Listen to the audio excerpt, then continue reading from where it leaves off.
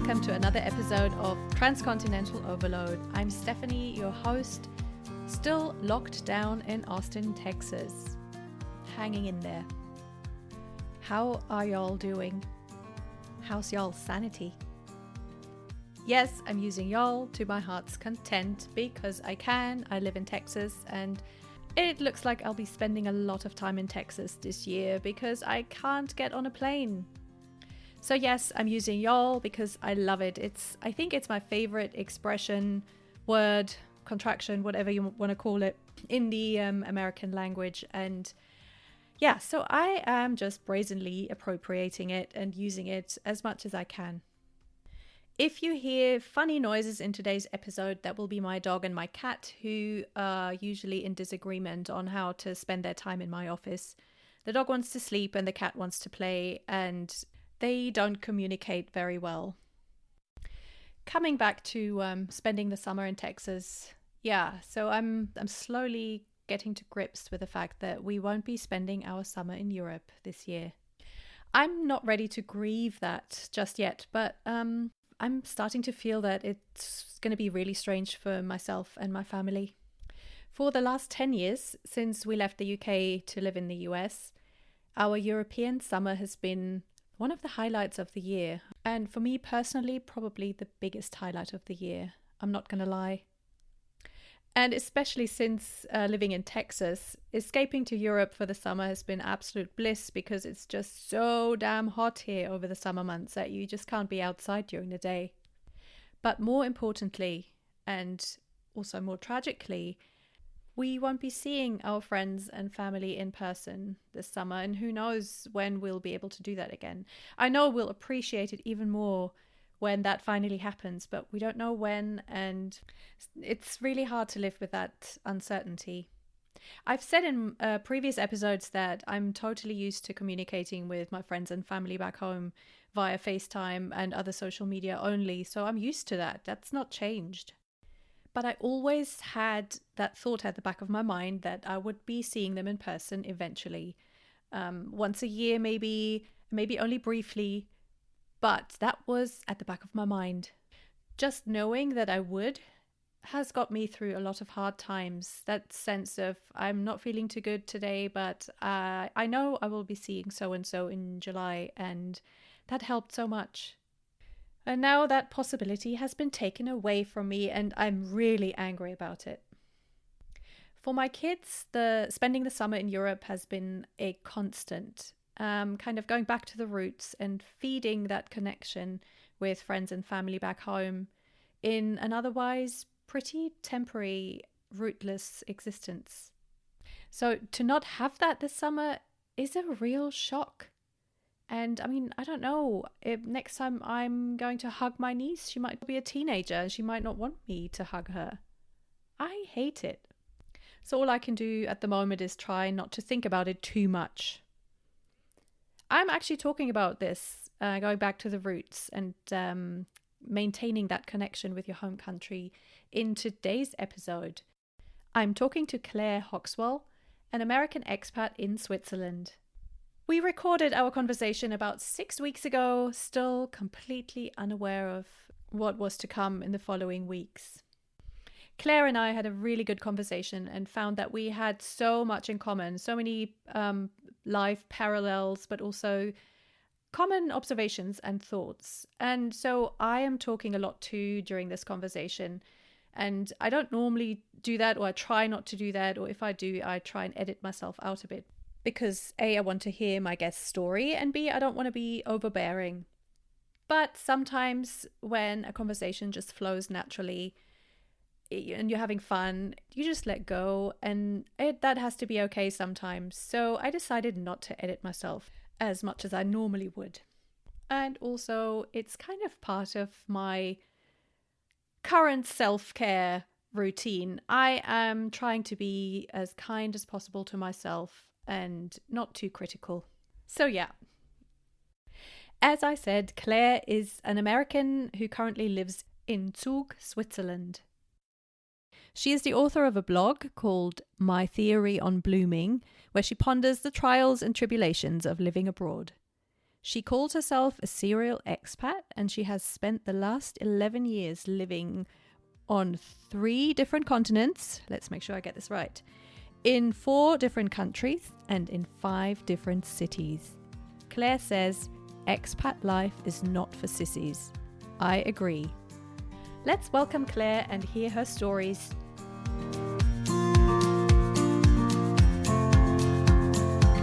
Hi Claire, thank you so much for sitting down with me today. Excited to be here. So I just found, just looking at your blog and everything, that we have a lot of things in common.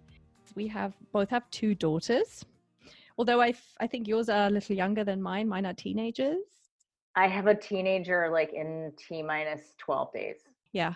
So I have a 10-year-old and a 12 and 13-year-old, and it's, oh my gosh, it's so hard. I can't even think about what the next 4 years of my life is going to be like. 5 years until she turns 18 and she has to go either get a job or move out of my house. Yeah, please don't ask me any questions, because then we'll start ranting and going off on a tangent. I actually don't want to know. If I just go into it blind, it'll just be like, that's a good approach. Absolutely. And then the other thing we have in common is we both love dogs. And I mean, my dog is definitely my therapy dog and my companion and my rock in all this. So, and I only have one, but you have 2. I have 2. We have Paco and we have Chica, and they're like the best dogs. And they are my emotional support system when my husband travels, because he travels a lot. So it's in Africa. It was like awesome to have them because they just look mean, and nice from a safety standpoint. And Paco's bark is like shrill and terrible. But it doesn't work well in Switzerland, because within the first 3 days of living in our house and the dogs arrived, we had 3 neighbors come and say, "Your dog barks. Just let you know, your dog barks." And then I went and cried in my room and told my husband that I was leaving this country, and you can't make me stay. So you are in Zug, we're in Zug, right in the middle of Switzerland, really. Yeah, isn't it? Yeah. We're basically like 40 minutes south of Zurich. So we've been here for 7 months, almost 7 months. And we transitioned from Johannesburg, South Africa, to Zug, Switzerland. It couldn't be a more polar opposite. I can absolutely see that. So you, just like myself, went abroad as a trailing spouse. That is the official term, isn't it? I know. Isn't it horrible? I love it so much. I love it. That's a great word. So for those listeners who haven't heard the term trailing spouse, this is the person who follows their spouse on an assignment. And in most cases, still, it's actually the wife or the woman, the female partner, who accompanies her husband on an assignment rather than the other way around. So if you hear the term trailing spouse, it's usually women. Nothing positive about this term. I wrote a blog post, like maybe 3 years ago or so. It's called "I'm Not a Trailer," and it's like all about, like, I'm this really awesome person, and in many ways, also it's, I think the person who might not have gone for the job is actually the one who's trailblazing, because you're the one who has to manage the whole outside of work life. As far as I'm concerned, I think I work like 24/7. Well, I have like 17 jobs. I don't exactly, but that's the term. And I'm coining a new term, and it's going to take a little time to get out there. And I haven't. It's coming.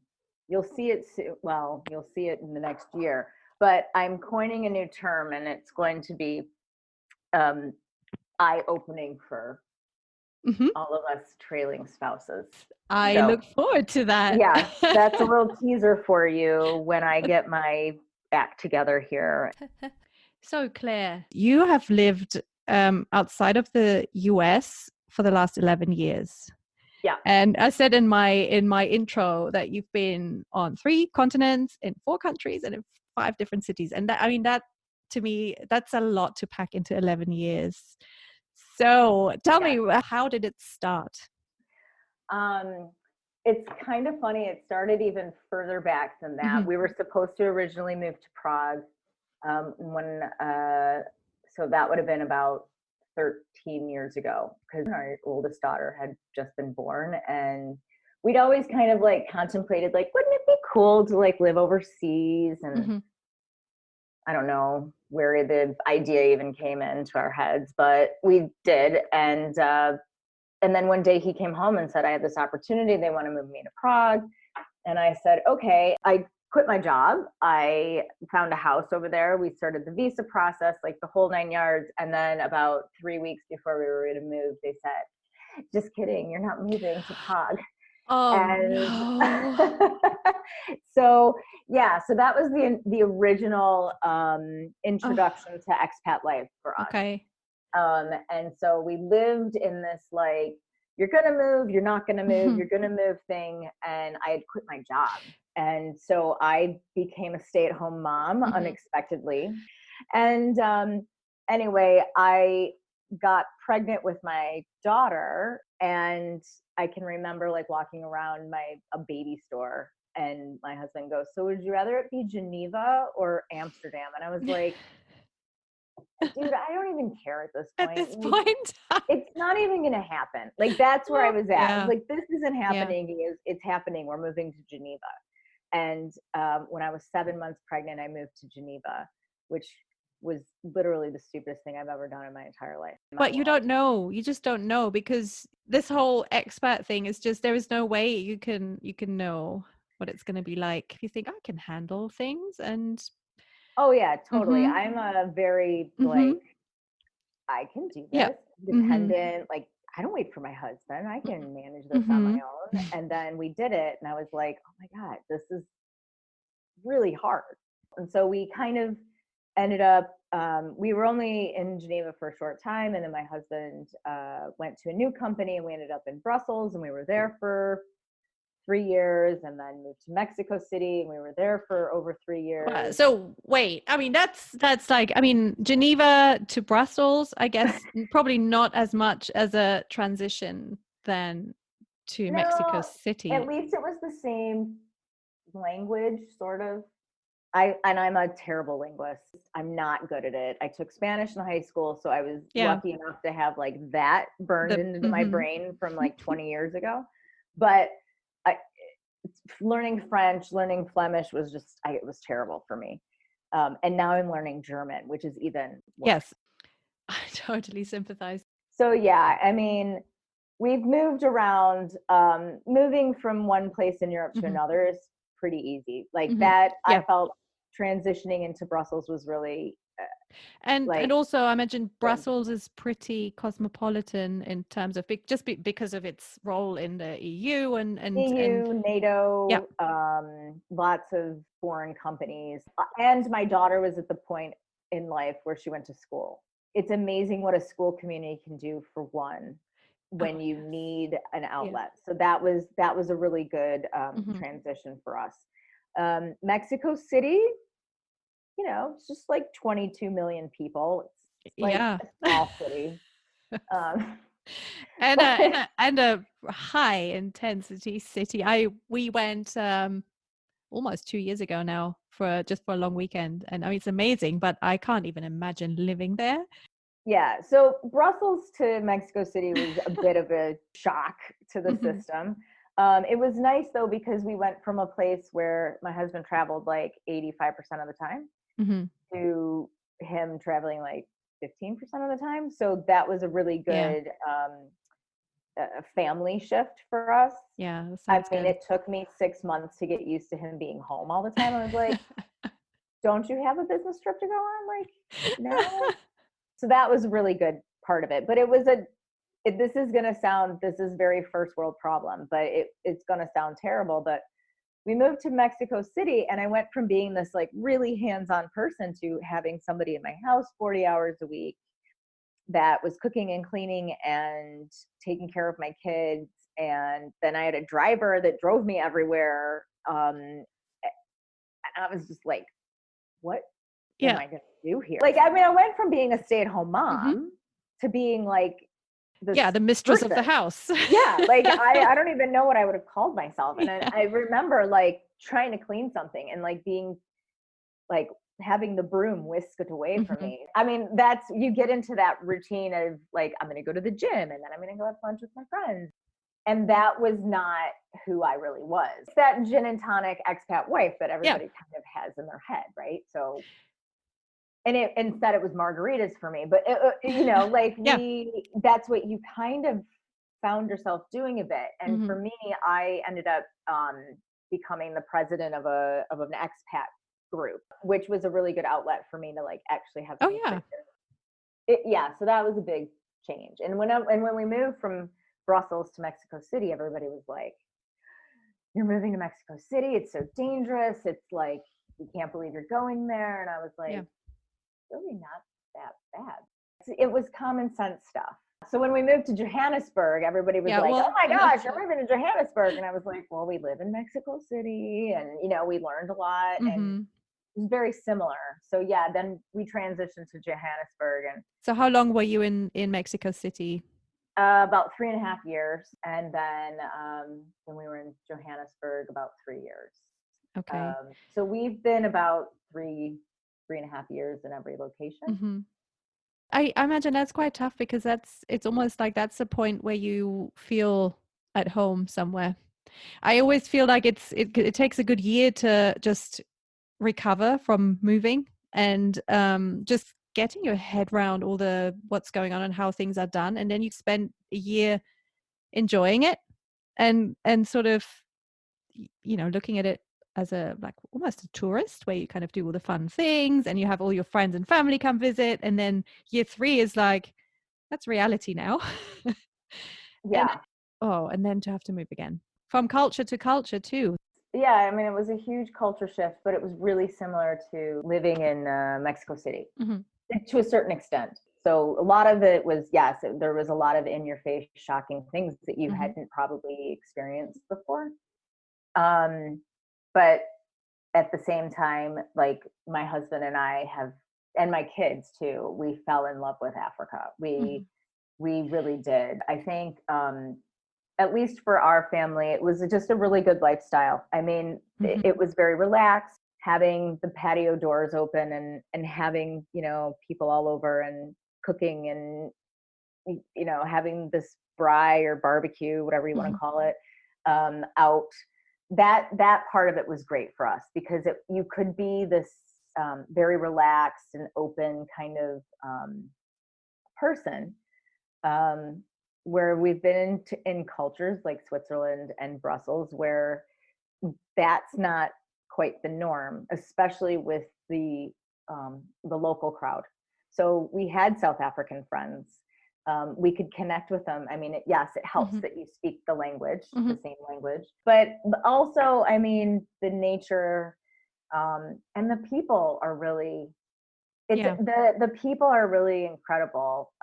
You just get to talking to them and they're so open and they talk about their lives, and a lot of them had really hard lives, but they have such great stories and they have such great pride. And I don't know, I think there's just, there's just really something special about it. And we miss it.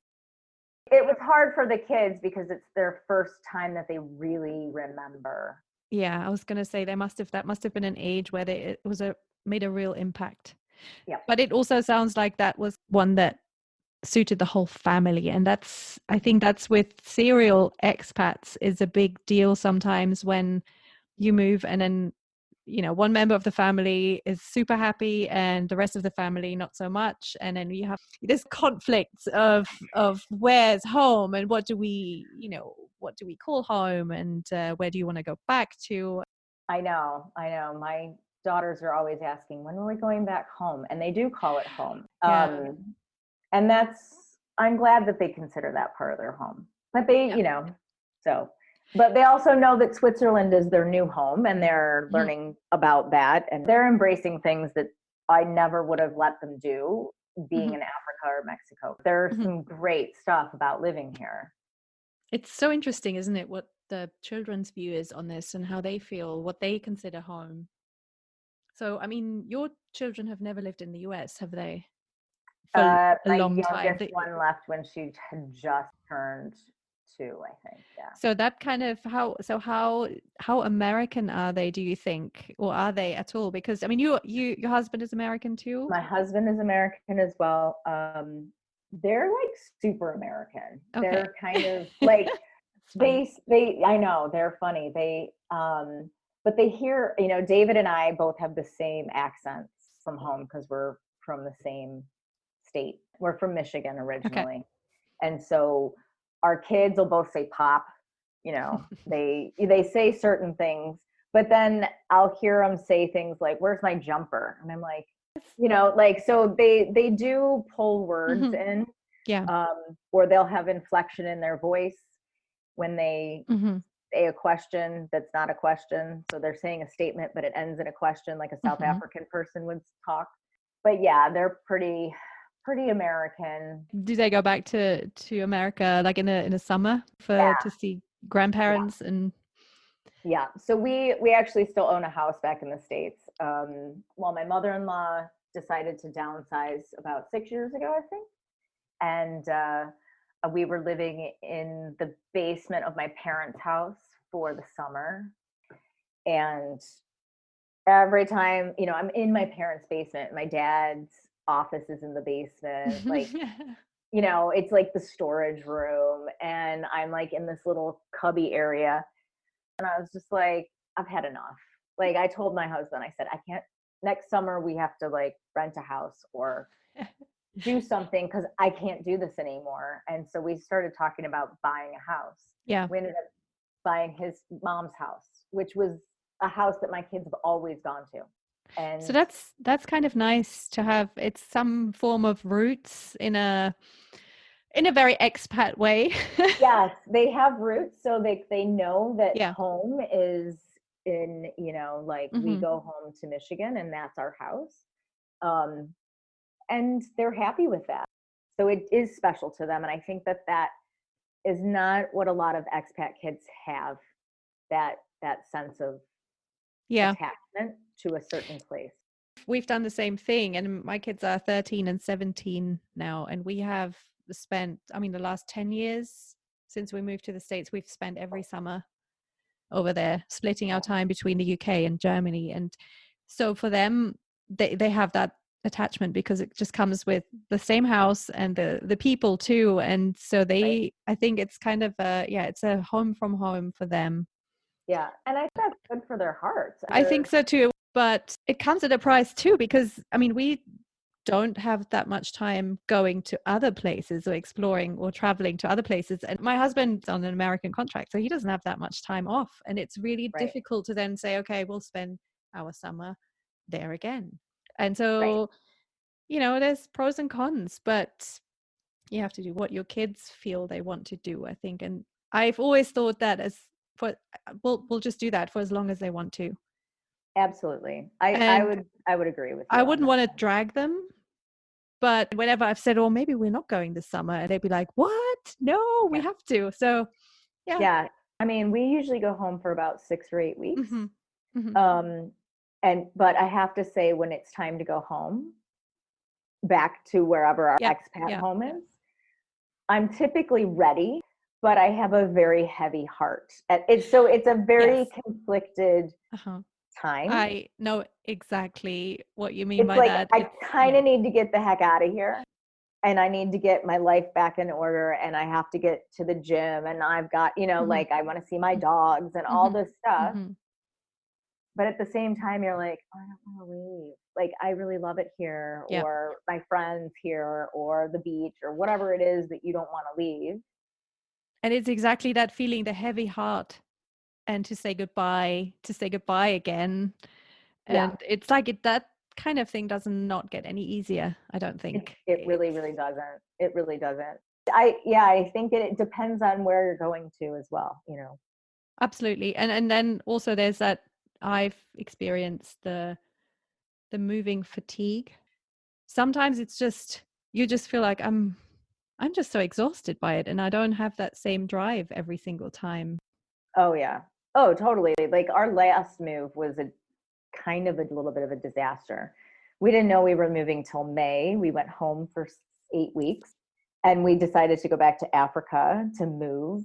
Mm-hmm. I mean, I was like, my head was exploding within the 2-week time frame that we decided that we were going to use to move from Africa to Switzerland. And by the time I got to Switzerland, I was like, I don't know how I got here. Because your head is you are just, there's one big schedule in your head, and the logistics of the whole thing, no one realizes how many small tiny factors are involved in this whole thing. And then because all your emotions are in complete upheaval at the same time, but you don't have time to deal with them, so they are waiting there for you. Yeah, I can remember of the last night before we were leaving, and I was having a glass of wine with friends, and I was just like, how did we get here? And she's like, I don't know how you got here, but you're here, it's done, the container's on its way, just take a deep breath, because you're leaving on an airplane tomorrow morning and it's starting again. And you don't have time to give, there's no vacation. No, and also because that's the other thing, as I think, especially as the trailing spouse. I just hate using that expression, but I'm using it now. You are the one shouldering the whole family's transition. You have to get the kids in school and do everything else. So I kind of feel there's just such a huge load that we take on our kids' sadness and our kids' reluctance or excitement. It's all going on. It's like you have more than one person's emotions inside of you during moving, and that's just absolutely, I think it's just like being tumbled in a tumble dryer.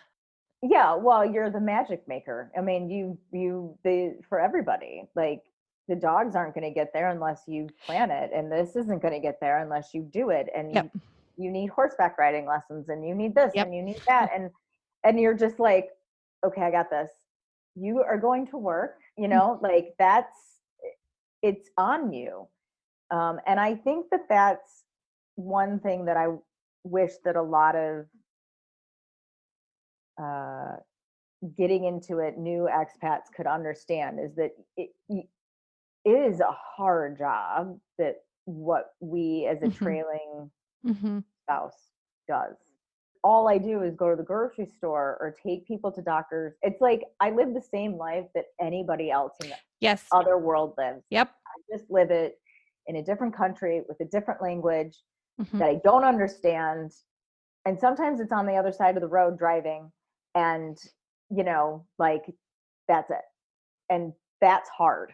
So your brain is working overtime, and it's like if your capacity is 100, you're working at 150 the entire time. And that's why I think a lot of times you hear about people saying, expat spouses saying, I'm so tired all the time. And it's because you're not just on cruise control doing what you would normally do. Trader Joe's doesn't have your favorite, whatever. You'll go to the other one down the street. Like here, you don't have any of that. Like you don't go on cruise control because you can't. All right, Claire, before we talk about your new life in Switzerland and your blog, let's play a little game. Let's have a quick fire question round. Absolutely. Question number 1. What do you miss the most from your home country or the other countries that you've lived in? I have a lot of home countries now. I consider a lot of places home. Something I miss about America, my true home country, is convenience. I miss Amazon, and I miss 24-hour stores, and I miss huge variety, and drive-through ATMs and drive-through pharmacies. But I also have to say I miss a couple of things from other places. Mexico, I really miss the food. Yeah, Mexican food, especially tacos al pastor and chicharron de queso from El Farolito, the taqueria. And I really miss the Mexican culture. I miss things like Dia de los Muertos. I miss posadas. So things like that. The Mexican culture just is incredibly rich and colorful. Oh, yeah. And then I really miss the smiles of South Africa. Everywhere you go, people were smiling, no matter if they were well off or if they weren't. I just always saw smiles on people's faces. And I really miss things like walking into Woolworths, which is a grocery store, and hearing the staff sing and clap and have this energy that was so inviting and welcoming. Yeah. Question number 2. What do you love the most about your new country? So I'm living in Switzerland now, and I have to say that I am loving the public transport system here. It's super easy. It's super convenient. My kids can use it with ease without me. And it's really, really safe here. Yep. So it's such a stark contrast to places like Mexico and Africa. So yeah, we love being able to just go outside of our house and go walk around, and my kids can go out on their own and they can explore, and they have this this real independence that they never had before. Okay, and question number 3. What did you think was true about your new country, but now you know is not? What surprised you the most? The Swiss are known to be a little bit grumpy. And I have made it my own personal mission to smile at people. So when I'm out walking the dog, or if I'm crossing the street, I usually put on a big, giant American grin, and they probably think I'm totally nuts. But they usually smile back at me, which at first I was a little bit surprised. But I definitely have started to see that they're maybe not as grumpy. They're just maybe misunderstood. So that's my hope, at least. Yeah. All right, let's talk about the Swiss. Let's talk about what it's like to be thrown into Swiss culture as an American. When I read your latest blog post on the little things and how you were saying how you were missing people laughing in public, it broke my heart. And I can so see that. And I guess Germans are pretty similar to the Swiss, and it's this whole being on a train and having a conversation and laughing out loud, and the looks you get, and and people have these preconceptions about, especially Americans, about being so loud. And oh my God, I couldn't live without that now, to just be able to be yourself. And so we're down here in Texas, and people are very warm, and hospitality and all that. It's part of the culture so much. And I had to get used to that, and people being friendly. I really had to get used to it. And that you cannot stand next to someone in a line somewhere without them starting to talk to you, and that smiling at you. It was smiling. So that for me, it was like the opposite. I had to get used to that, and I had to learn to smile at people. And now I'm so used to it that I really notice it when I go back in the summer. It is hard. Those are the small cultural things that literally.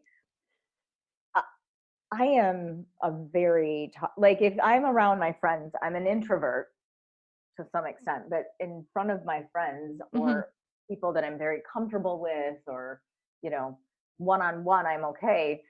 But in crowds, it's hard for me. But when I'm sitting there and someone even says something to me, and I'm like, I feel like an idiot. I'm trying to hide myself. I can't. It's really difficult when you just can't, have a conversation with this person that actually is saying something to you, and you're like, oh wait, I would love to talk to you, but I don't I don't have the words to say to you. And that's, I feel sometimes that's there's a lack of appreciation of that, not being able to really express what you want to say in a language, and you feel like because you can't show who you really are because of the language. It can be so frustrating.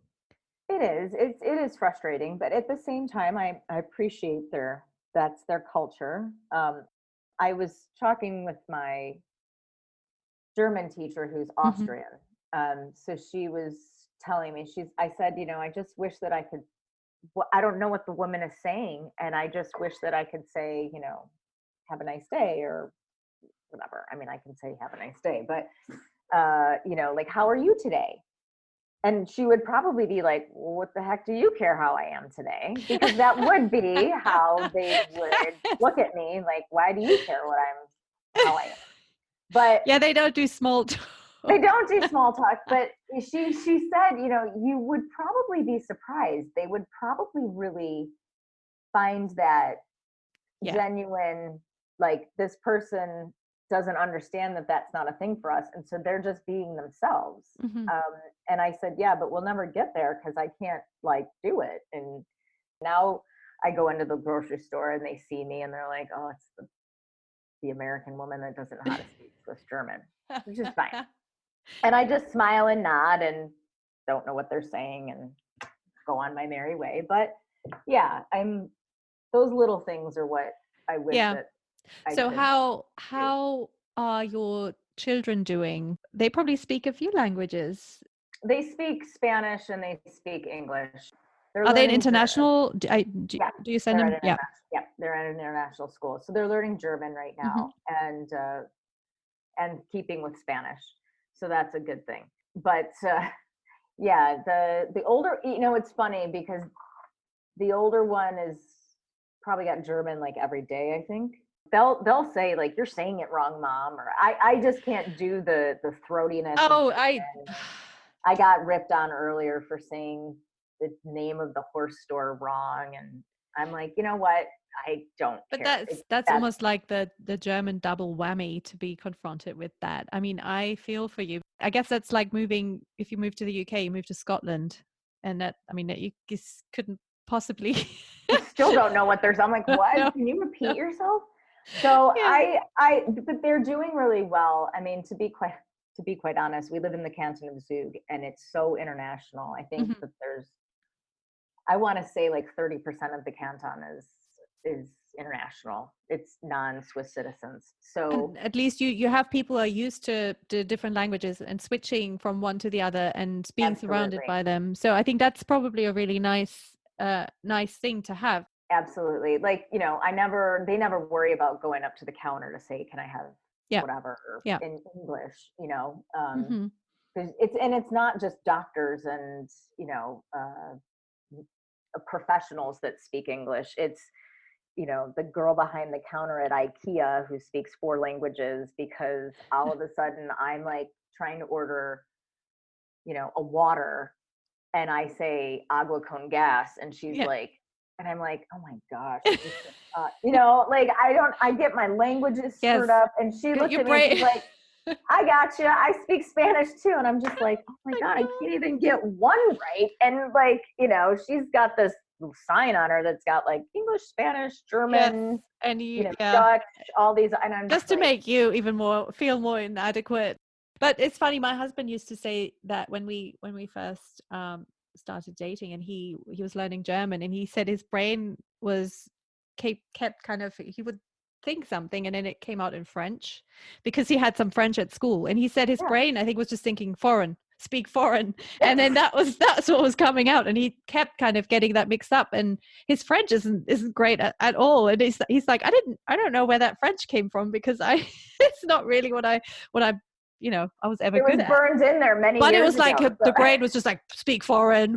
I think, I mean, our poor brains dealing with moving and then throwing in another language too. I mean, I wonder what like useless knowledge is in there of like so much different stuff, because it's like I can't remember yesterday, but I can remember, the guy's name that was the packer up for our move, months and months ago. So yes, I think that the expat brain's probably a bit fried in a few different but maybe fried, but also maybe used to being thrown into weird situations and dealing with embarrassment or just stupid stuff.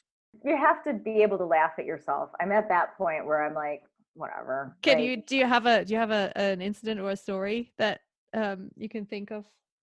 The worst one, let me see. Hasn't really happened too much here recently. I think the first time, so when we lived in Geneva, the first like 11 years ago, Addie was a baby and my mother-in-law came to visit, and we went to France, we went to Paris, and my sister-in-law was with us. And, I have a 6-week-old in a baby Bjorn, and I'm, looking at one of those metro signs, and I'm total, like, I've got sneakers on, jeans, baby Bjorn, baseball cap. Like, I am like American, like just a beacon of Americanism right there. And I'm like, I don't care. I am who I am. And so this old woman walks up, and I'm looking, and I'm like, yeah, okay, I know to go up the street and turn left. And I'm looking at the map. This older woman walks up to me, and she says something to me in French. And I said, I'm sorry, I don't speak French. And she said, where are you trying to go? In English. Can I help you? And I said, oh, I'm good. What street are you trying to go to? And I told her Rue Renee. And she looked at me and she was like, your accent is terrible. And I was like, thank you. I couldn't even get the words out. Like I just stood there, and I was like, I didn't ask you for help. Like I was so mad at her. And then I couldn't even and then she's this older woman, and I'm like, please be nice, because maybe, I don't know. So that was my embarrassing. I was mad, but I was embarrassed because it was like I said 2 words in French. I mean, I couldn't do anything right for that. And I was just like, forget it, I'm out. I said from that point on, I really didn't care about French anymore, because I was like, well, I'm going to speak it terribly anyway, so what does it really matter? But yeah, so maybe that was like the reason why my linguistic that happens to so many people, and it's such a shame. And I think in general, people just need to be more aware of how hard it is to learn a new language. We have a lot of empathy, I think, for people who have difficulties with, making themselves understood, because we've been there. We've been the new person. But I think a lot of people there's just zero understanding for that. Yeah.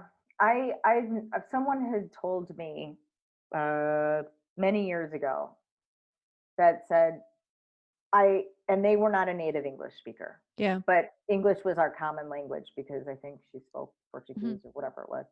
And she said to me, I never feel uncomfortable speaking to you because you speak slowly. And that's one thing that I have learned over 11 years, is that when you're speaking to a non-native English speaker, you have to speak slowly, because sometimes your words they're just as I don't understand when someone speaks Spanish at me, like at rapid fire. Yeah. I can't do it. So I have been very cognizant of listening to what other people are saying, and then toning down my, speed of speaking, because that's helpful. I can remember someone saying to me, like, I never feel uncomfortable speaking to you, because I know that you realize that I'm really having to concentrate on what you're saying. That's nice, especially when it's kind of expressions too, that people, I think sometimes when people think, oh, you speak the language really well, they just throw in all these phrases and expressions, and the slang is the worst. Really, because that's not what you learn in school. And that could be a piece of advice that I would give another person that's an expat. Like, if you hear someone speaking English to you, like, truly say thank you, probably, but at the same time, do your best to help them understand you. Well, and to be quite honest, I need to be probably more, I need to persevere more with my language, but when it comes to learning a foreign one for myself, because I'm very much like, oh, I screwed up, I'll just stop talking now and just go back to English. Yeah, I understand, but hang in there, Claire. I always like to end my episodes with a question on traditions, anything that you do when you feel like you're missing the other country, that maybe in your case, it may be South Africa or it may be the States. Specifically, probably not. You know, we have things that remind us, like when it comes to Christmas time, I have one of those, like, you know, Christmas candle things that you put out, and, you know, the German, whatever. Yes, I have one too. Yeah. So, I mean, I have a lot of items that when I look at them, I can remember people or places. And those are kind of the traditional things that I look back. So for me, I look at my kudu horns and do you have them up on the wall and they're ornaments displayed on like a cabinet? But I also have, you know, like I've got these lovely Mexican Talavera plates that are displayed, and it reminds me of being with my friends and shopping in the markets, and you know, it just takes me back to those really special times. So I mean, I do enjoy seeing people do certain things, but it's not necessarily always me. Like I will say braai. I can't say barbecue anymore. It's the weirdest thing. I can't do it. My husband doesn't do it. Like we say braai now, which is a very South African thing. But yeah, so there's, you know, there are little tiny things, but I think that those are the things that spark my memory to remember those. That's nice. I like that a lot. It kind of reflects who you are, because you're made up of all those different places now. You're not yes, we are. And it you know, it comes out in a lot of different ways. It could be food, it can be, you know, just pictures or conversation or whatever it happens to be. It's been good for us so far. We've enjoyed our life. I always wonder if I'm totally screwing my children up, but I think that they're probably gonna. Yeah, of course you are. All right. Yeah. I mean, no matter what. No matter what. No matter what, that is happening. Yeah, it's already. And I'm doing it on a monumental level is the real question, I guess. But I think that's just what we do as parents. We just we do our best. We give them opportunities, and I like to think that eventually they'll be all right. Fingers crossed. Claire, it's been really good to talk. Like I said, I feel like we have a lot in common. Yeah, we do for sure. So if people want to read your blog, you are on My Theory on Blooming. That is me.com. You can find me on Facebook at My Theory on Blooming. You can find me on Instagram on My Theory on Blooming. So yeah. We'll hear details of what's to come. Yes, it's coming. Channels. I know we will. Yes, this is me. That's like my little teaser. Like it's actually gonna something's gonna actually have to happen. I love it. Actually, like put something out there in the public eye. So I'm working on something for everybody. It's been great. Thank you so much, Claire. Thank you so much. I had a great time. So that's it from me for today. I hope you enjoyed my conversation with Claire. Make sure you head on over to her website to check out her blog.